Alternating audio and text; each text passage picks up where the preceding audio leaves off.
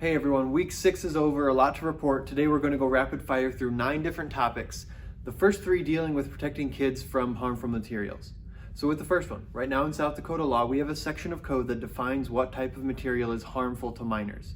This is obscenity, this is pornography, etc.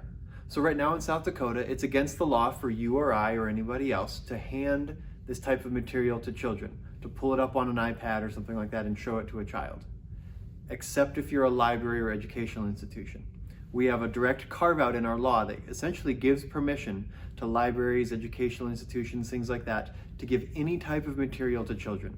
There are 12 other states that don't have these exemptions, and here in South Dakota, we're looking to take that exemption out because our laws should apply equally when it comes to material harmful to minors. So 1239 has passed the House, now heads to the Senate. Go to our legislative radar to contact your senator.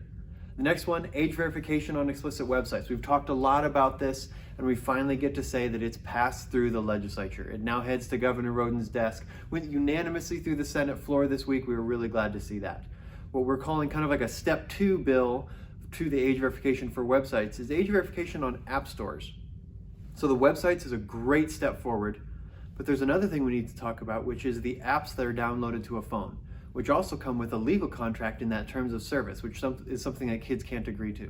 So this year we were glad to work on Senate Bill 180, which would have put in parental consent and age verification for these applications in the App Store, but that bill unfortunately died in a Senate committee this week.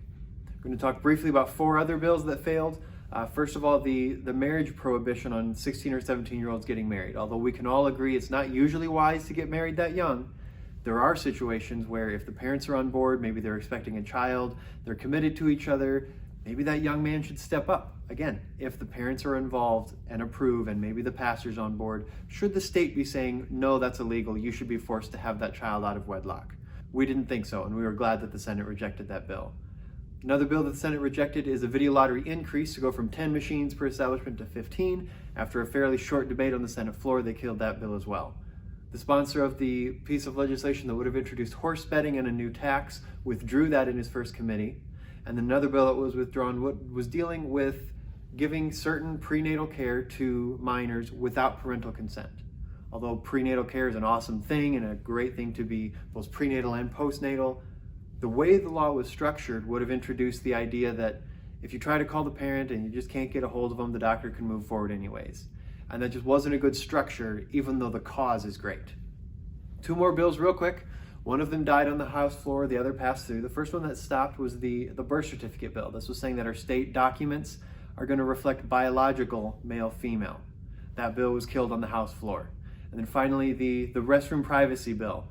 Is a topic you may all be familiar with. The idea that males will use males' restrooms, females will use female restrooms, has passed off the House floor and now heads over to the Senate. So again, contact your senators now. We'd love to see that legislation go into effect. So there's a quick recap on 9 topics. Still a lot of legislation yet alive, and we're trying to push forward. So go to our legislative radar to see all the different bills and resolutions that we're taking a position on.